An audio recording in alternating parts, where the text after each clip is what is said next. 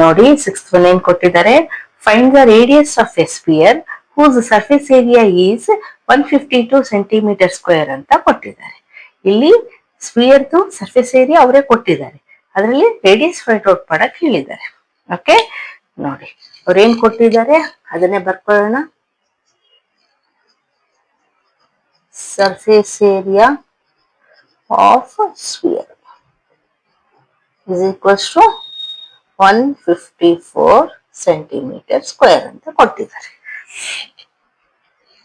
Surface area of ಸ್ಪಿಯರ್ದು formula ಏನು, 4πr², ಅದು ನಮ್ಗೆ ಗೊತ್ತಿದೆ, equals to 154 centimetre square or 154 ಅಂತ ಬರ್ಕೊಳ್ಳೋಣ. ಈಗ ನೋಡಿ 4 ಇಂಟು ಪೈ ಅಂದ್ರೆ 22/7 ಹಾಕೊಂತೀವಿ, ಇಂಟು r² ಅಂದ್ರೆ ನಮ್ಗೆ r ಗೊತ್ತೇ ಇಲ್ಲ, ಫೈಂಡ್ ಔಟ್ ಮಾಡಕ್ ಹೇಳಿದ್ದಾರೆ, ಸೊ r ಹಾಗೆ ಇಸ್ ಈಕ್ವಲ್ಸ್ ಟು 154. ಈಗ ನಮ್ಗೆ r ಫೈಂಡ್ ಔಟ್ ಮಾಡ್ಬೇಕು, ಅದೊಂದೇ ಉಳಿಸ್ಕೊಂಡು ಇದನ್ನೆಲ್ಲ ಈಕ್ವಲ್ಸ್ ಟು ಈ ಕಡೆ ಕಳ್ಸೋಣ. ನೋಡಿ 154, ನೋಡಿ ಇಲ್ಲಿ ಏನಾದ್ರೂ ಇದ್ರೆ ನ್ಯೂಮರೇಟರ್ ನಾವೇನ್ ಕಾಣ್ತೀವಿ, ಈಕ್ವಲ್ಸ್ ಟು ಈ ಕಡೆ ಹೋದ್ರೆ ಡಿವೈಡ್ ಆಗುತ್ತೆ ಅಲ್ವಾ.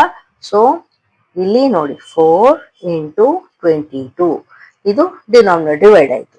ಇನ್ನು ಇಲ್ಲಿ ಡಿನಾಮಿನೇಟರ್ ಅಲ್ಲಿ ಇದ್ದಿದ್ದು ಇಲ್ಲಿ ನ್ಯೂಮರೇಟರ್ ಹೋಗುತ್ತೆ, ಯಾಕಂದ್ರೆ ಈಕ್ವಲ್ಸ್ ಟು ಈ ಕಡೆಗೆ ಹೋದ್ರೆ ನೋಡಿ ಇಲ್ಲಿ ಡಿನಾಮಿನೇಟರ್ ಇದ್ದಿದ್ದು ನ್ಯೂಮರೇಟರ್ ಹೋಗುತ್ತೆ, ನ್ಯೂಮರೇಟರ್ ಅಲ್ಲಿ ಇದ್ದಿದ್ದು ಡಿನಾಮಿನೇಟರ್ ಬರುತ್ತೆ. ಸೊ ಇಂಟು ಈ 7 ಮೇಲೆ ಹೋಗುತ್ತೆ.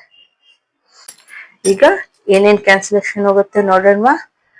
ನೋಡಿ 11 1s 11, 44 ಉಳಿತಲ್ವಾ, 11 4s 44, ಇಲ್ಲಿ 11 2s, again 2 1s 2 7s,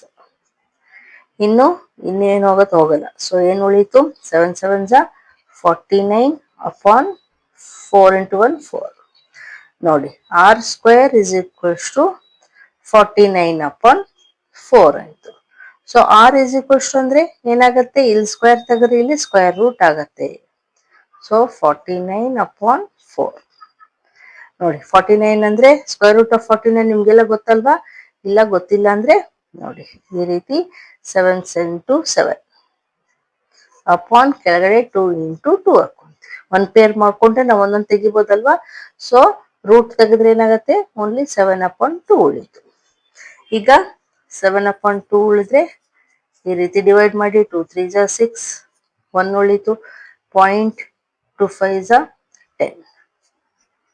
so ಏನ್ ಬಂತು, r is equals to 3.5 centimetre is the answer. Full form ಅಲ್ಲಿ ಬರೀರಿ. ಓಕೆ, ನಾನೇ ಬರೀತೀನಿ.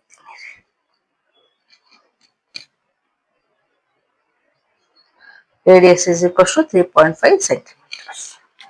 ಓಕೆ, ಈಗ ನೆಕ್ಸ್ಟ್